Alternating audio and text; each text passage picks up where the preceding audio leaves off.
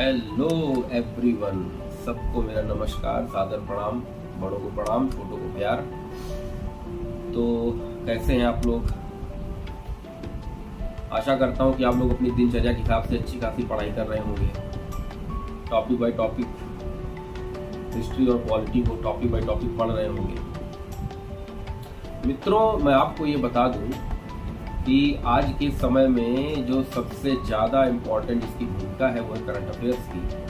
तो current affairs को आप लोग हिंदी मीडियम वाले जो बच्चे हैं वो जनसत्ता पेपर, और जो इंग्लिश मीडियम के बच्चे हैं the times of India, Indian express और द हिंदू भी उनके लिए, जिनका सब तैयारी प्रिपेयर पूरा एकदम से अच्छी तैयारी हो चुकी है। हिंदू को नहीं कहूँगा, लेकिन द इंडियन एक्सप्रेस और टाइम्स ऑफ इंडिया पढ़िए और करंट से जुड़े रहिए।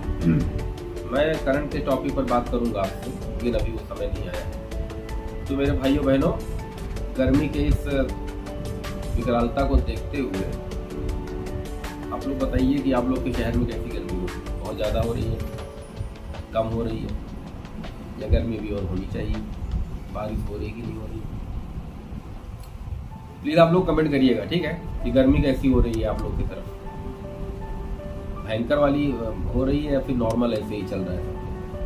मुझे तो लगता है कि 12 बजे से लेके मैक्सिमम 11 बजे से लेके शाम को 7 बजे तक कोई घर से बाहर नहीं निकल रहा होगा।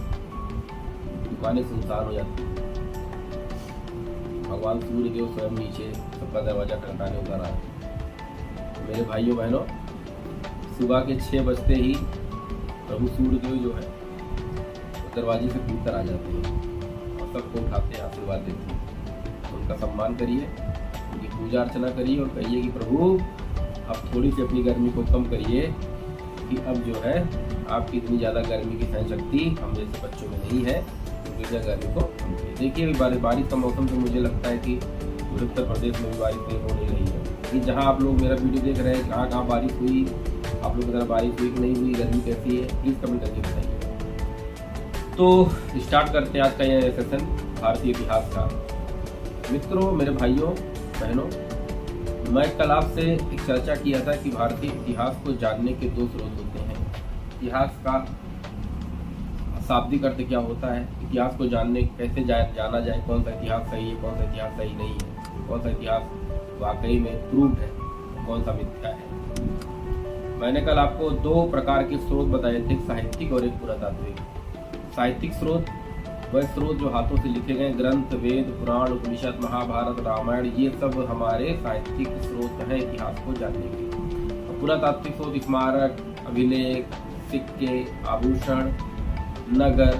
अब इंडस वैली सिविलाइजेशन को हिंदी में अगर जानिए तो सिंधु घाटी सभ्यता को जानने का जो 95 to 100% जो जाना जाता है पुरातात्विक साक्ष्यों को जाना जाता है कि नगर कैसे थे, खुदाई कैसे मिले, वहाँ से कौन सी धातुएं मिली, उनका रहन सहन क्या था, उनका कल्चर, ये सब पुरातात्विक। तो कल मैंने एक प्रश्न आपसे उठाया था कि भारतीय इतिहास या किसी भी इतिहास को जानने का प्रमुख स्रोत पुरातात्विक स्रोत है, साहित्यिक स्रोत है? कृपया कमेंट करके बताइए। मेरे पास जो बच्चों के कमेंट आए भी,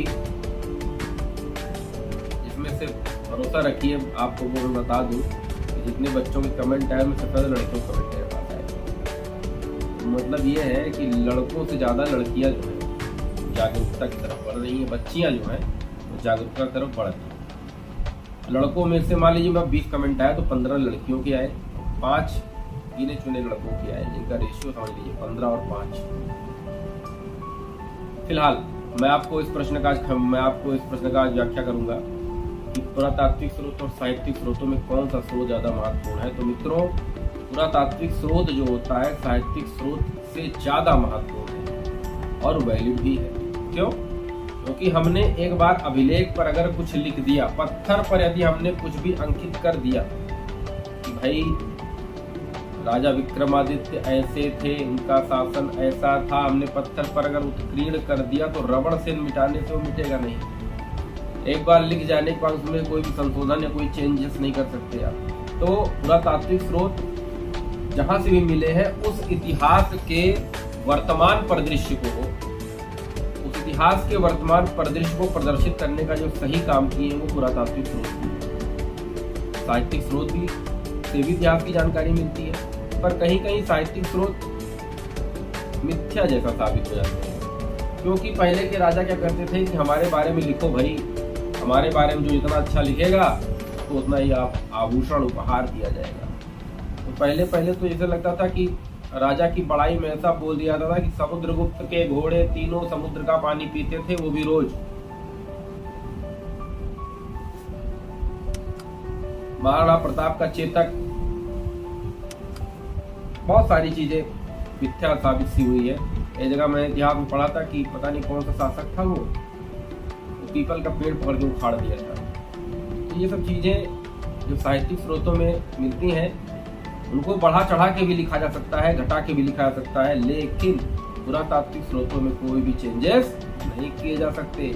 इसीलिए पुरातात्विक साक्ष्य साहित्यिक साक्ष्य की अपेक्षा ज्यादा महत्वपूर्ण है। महत्वपूर्ण दोनों है, लेकिन वैलिड ज्यादा पुरातात्विक साक्ष्य माना जाएगा। किसी राजा के यहाँ सोने का सिक्का अगर किसी शासक के यहाँ मिला तो उसके पता करेंगे कि हाँ सोने का सिक्का का मतलब अर्थव्यवस्था अच्छी रही होगी, स्वर्णिम काल रहा होगा।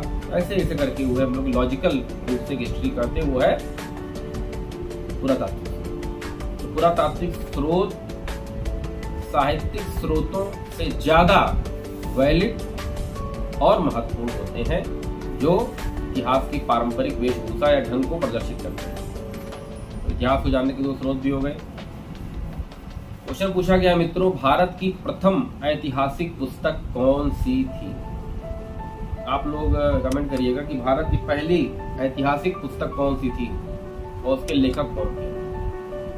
ये कमेंट करके आप लोग बताइएगा, आप लोगों का काम है, ढूंढिए, आप लोग बताइए कि भारत की पहली ऐतिहासिक पुस्तक कौन सी थी, उसके राइटर कौन थे। और भारत की पहली राजनैतिक पुस्तक कौन सी थी और उसके राइटर कौन थे।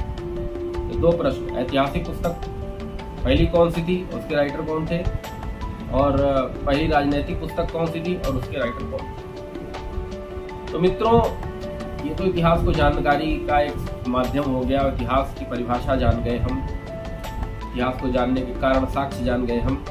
तो आप सोचिए कि इतिहास की शुरुआत हम करें कहाँ से। तो इतिहास की शुरुआत हम वहाँ से करते हैं जहाँ से मानव की शुरुआत होती है। बहुत सारे मानव आए, निएंडरथल, क्रोमैग्नन, ग्रिनाल्डी, चांसलेट, ऑस्ट्रोलोपिथेकस, रामापिथेकस।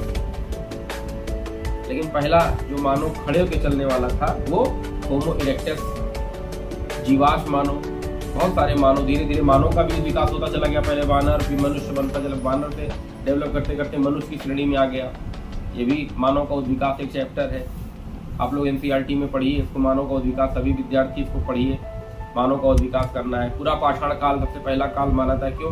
क्योंकि उस वक्त के जनजातियां जो भी थी या जो भी लोग थे, जो हमारे पूर्वज थे, उनको जानने का सिर्फ एक ही साधन था, एक ही साक्ष्य था, वो भी पुरातात्विक साक्ष्य था। कोई पढ़े लिखे तो होते नहीं थे। पहले के मानव, जब मानव का डेवलपमेंट हुआ, जब मानव बन के तैयार हुआ, तो क्या वो BSc MSc करके आता था? नहीं। कोई विद्यालय नहीं, कोई रहन सहन नहीं, कोई कल्चर नहीं, कोई सभ्यता नहीं, कोई संस्कृति नहीं।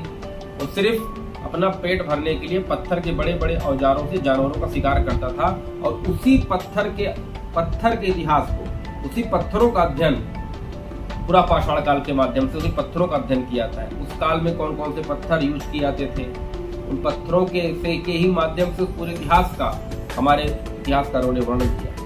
तो पूरा पाषाण काल बहुत पुराना प्राचीन काल है, जहाँ पर मनुष्य खाना बदोश की जिंदगी जीवन निर्वाह कर रहा था। खाने पीने के लिए उसके पास कोई लॉजिकल प्लेस नहीं थे, कोई घर नहीं था, किसी जानकारी नहीं थी। कच्चे मांस का सेवन, जानवरों को मारता था, कच्चे मांस का सेवन करता था। जिस जानवरों को मार पाता था मारे खा लेता था। अब कुछ जानवर ऐसे जिसको मारे खा लेते थे। प्रकृति में यही चला था कि मानव और जानवरों के मध्य एक संघर्ष, यहाँ पर मैं पर्सनली अपना व्यू बता रहा हूँ कि उस वक्त रहा होगा। मानव और जानवरों, जंगली जानवरों के मध्य एक संघर्ष जरूर देखने को रहा होगा। अब पूरा पाषाण काल चूंकि इतना प्राचीन है, इतना बड़ा है, उसको तोड़ दिया गया 3 भागों में। उच्च पूरा पाषाण काल, निम्न पूरा पाषाण काल, मध्य पूरा पाषाण काल, या निम्न पूरा पाषाण काल, मध्य पूरा पाषाण काल, उच्च पूरा पाषाण काल। तो ये तीनों काल में सिस्टम सारे वही चलते रहे। बस हथियार जो पूरा पाषाण काल में भारी बेडौल हथियार थे, धीरे धीरे हथियारों की संरचना स्मार्ट होती गई, हल्के हथियार होते गए। तीनों कालों में हथियारों के बारे में ही बात करेंगे। फिर यहाँ पर कुछ पेगुल उपकरण के बारे में बात करेंगे। अब बताइए पेबुल उपकरण से कैसे हथियार बनते थे। पेबुल उपकरण ऐसे उपकरण होते थे जैसे झरने से पानी नीचे गिर रहा है और जिस तट पर गिरेगा वहां पर काई बन जाती है, पत्थर चिकना हो जाता है। तो उस चिकने पत्थर से जो हथियार या औजार बनाए जाते थे उस वक्त के लोग जो बनाते थे उसको हम बोलते थे पेबुल उपकरण। चिकने पत्थर से बने हुए हथियार को हम बोलते थे पेबुल उपकरण। भाइयों बहनों, पेबुल उपकरण पेबुल कल्चर के नाम से भी जाना था, क्योंकि उसमें बहुत भारी मात्रा में एक ही स्थान से इतने सारे पेबुल उपकरण प्राप्त हुए। तो पेबुल उपकरण क्या होते हैं, जहां पर लगातार पानी की धार बहने की वजह से वो पत्थर उतना स्थान चिकना हो जाता है, उस पत्थर से बने औजार को पेबुल उपकरण कहते हैं। हैंड एक्स, कुल्हाड़ी मिली हुई है हाथ से पकड़ने वाली। तमिलनाडु की साइड में कुल्हाड़ी भी सबसे पहली बार मिली हुई है, पल्लवरम सबसे पहली बार। तमिलनाडु के पल्लवरम से कुल्हाड़ी जैसी संज्ञा चीज मिली, कुल्हाड़ी भी बनाते थे ये लोग। और हैंड एक्स मैंने बता ही दिया। एक उपकरण था चॉपर। चॉपर होता था जब एक तरफ से धार होती थी, जिससे एक तरफ से धार होती थी, चॉपर था वो। और एक चॉपिंग था, जहां दो इधर से भी धार है इधर से भी धार है, चॉपर चॉपिंग। चॉपर में एक तरफ से धार होगा, चॉपिंग में दोनों से। चॉपर चॉपिंग मतलब होता है दोनों तरफ से दो धारी हथियार को चॉपर चॉपिंग कहा जाता है। हैंड एक्स संस्कृति भी हुई है, क्योंकि उस साउथ इंडिया साइड में पूरी हैंड एक्स लगातार हर स्थल से हैंड एक्स लगभग प्राप्त हो जाते हैं। रॉबर्ट ब्रूस फूड जी का भी नाम बहुत महत्वपूर्ण है, इनके बारे में भी जानिएगा आप लोग थोड़ा सा, क्योंकि इन्होंने खोज किया था हैंड एक्स का तमिलनाडु में पल्लवरम के स्थान से पहली बार। तो मित्रों, उच्चपुरा पाषाण काल बहुत प्राचीन है, बहुत बड़ा है, इसीलिए इसको तीन भागों में हम तोड़ के पढ़ते हैं। निम्नपुरा पाषाण काल, मध्यपुरा पाषाण काल और उच्चपुरा पाषाण काल। तीनों कालों में कोई चेंजेस नहीं है। मानव खाना बदोश है, जंगली है, बर्बर है, जानवरों को मारकर उनका सेवन करता है, कच्चे मांस का सेवन करता है। अग्नि की जानकारी उसको नहीं थी, समूह बना के रहना नहीं जानता था, कल्चर कोई डेवलप नहीं था। उसके बाद ये तीनों निम्नपुरा, मध्यपुरा, उच्चपुरा पढ़ लेंगे तब पूरा पाषाण काल यहाँ समाप्त होगा। फिर हम लोग बात करेंगे मध्य पाषाण काल की, फिर उसके बाद हम लोग बात करेंगे नव पाषाण काल की। नव पाषाण काल ही एक ऐसा काल है जहाँ पर मानव ने संस्कृति सभ्यता को जन्म देना शुरू किया, पहिए का आविष्कार कर लिया, खेती करने लगा, खेती करके समूह बना के रहने लगा। आग का भी आविष्कार नव पाषाण काल में ही माना जाता है। तो अब डेवलपमेंट कल्चर का मानव में कब होगा, तो नव पाषाण काल में होगा भाई। नव पाषाण काल आप लोगों को टॉपिक दिया उच्चपुरा पाषाण काल, इसको तोड़ेंगे तीन भागों में, निम्नपुरा, मध्यपुरा, उच्चपुरा। फिर आप लोग पढ़ेंगे मध्यपुरा पाषाण काल, मध्य पाषाण काल पढ़ेंगे, फिर आप लोग पढ़ेंगे नव पाषाण काल। नव पाषाण काल समझ रहे हैं ना, जहाँ पर मानव डेवलपमेंट की तरफ बढ़ा, मानव संस्कृति की तरफ बढ़ा, मानव सभ्यता की तरफ बढ़ा, मानव खेती करना जान गया, मानव पहिया बनाना समझ गया, मानव अग्नि की भी जानकारी मानव को हो गई, मानव खाना बदोश नहीं रह गया, मानव अब एक जगह स्थिर होकर समूह में रहना शुरू कर दिया। तो सभ्यता की और संस्कृति की शुरुआत नव पाषाण काल से मानी जाती है। तो आज के टॉपिक में आप लोग उच्चपुरा पढ़ लेंगे, तीनों के पार्ट पढ़ेंगे, निम्नपुरा, मध्यपुरा, उच्चपुरा, और मध्यपुरा पढ़ेंगे, फिर नव पाषाण काल आज पढ़ेंगे। और कमेंट भी करेंगे मेरे प्रश्नों का, जो मैंने आपसे प्रश्न आज शुरुआत में ही किया था कि पहली ऐतिहासिक और पहली राजनीतिक पुस्तक कौन थी, इसके रचयिता कौन थे, इसके लेखक कौन थे, तो कमेंट करके आप लोग बताइए। आप लोग की ड्यूटी है मेरे प्यारे भाइयों बहनों, ये 10 मिनट का समय जो आप लोग हमको देते हैं, हमारे वीडियो को प्यार देते हैं, मैं आप लोग का दिल से आभारी हूँ। और खासकर उन बच्चों मैं बहुत ज़्यादा ऋणी हूँ जो बच्चे आज भी सोचते हैं कि प्रेम सर की वजह से मैं यहाँ पहुँच गया। तो मैं उनको ये बताना चाहता हूँ कि मेरी वजह से कोई कहीं नहीं पहुँचा। मैं सिर्फ तुम लोगों को गाइड किया हूँ, तुम लोग को दिशा निर्देश दिया हूँ, तुम लोग को एक गार्जियन के तौर पर, एक गार्जियन की तरह मैंने तुम लोग की केयर की है, तुम लोग को पढ़ाया है। मेहनत तुम लोगों की है, जो तुम लोगों ने उस चीज़ को समझा है, तभी आज तुम उस मुकाम पर पहुँचे। तो ये मुकाम पर पहुंचना आप, हम या अगल बगल जो भी मेरा वीडियो देख रहा है, जो भी देख रही जो भी है, वो चाहे तो कुछ भी कर सकता है, कुछ भी। अगर आप चाहे तो कुछ भी कर सकते हैं अपने लक्ष्य को पाने के लिए। अपने लक्ष्य को, कोई भी लक्ष्य हो, आप उसको सटीक तरीके से बैठिए, समय सारणी तैयार करिए, उसका समय निर्धारित करिए, देखिए आराम से लक्ष्य को आप प्राप्त कर लेंगे। जब आप ये सोचिए कि माझी जी पूरा का पूरा पहाड़ तोड़कर रास्ता बना सकते हैं, तो आप एक छोटा सा काम नहीं कर सकते हैं, एक छोटा सा मतलब एक कार्य, ऐसा कार्य नहीं कर सकते हैं जिसमें आपके पिता माता को खुशी हो, समाज में आपकी एक इज्जत हो, एक वर्चस्व हो। तो क्या आप अपने लिए माता पिता को भी साइड कर दीजिए, भाई बहन को साइड कर दिया।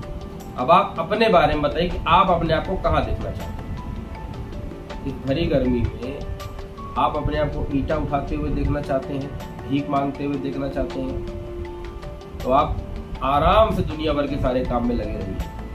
कौन ये क्या कह रहा है, वो क्या कह रहा है, वो क्या कह रही है, वो क्या कह रहा है, कुछ भी नहीं है। ये सब केवल एक डिस्टर्बेंसिंग एलिमेंट है जो आपके चारों तरफ फैले और भगवान के माध्यम से द्वारा फैलाए भी गए हैं, क्योंकि आपकी परीक्षा लेने के लिए इन लोग को उतारा गया है। और ये तब तक आपको डिस्टर्ब करेंगे जब तक आपके पास आपका अमूल्य समय है।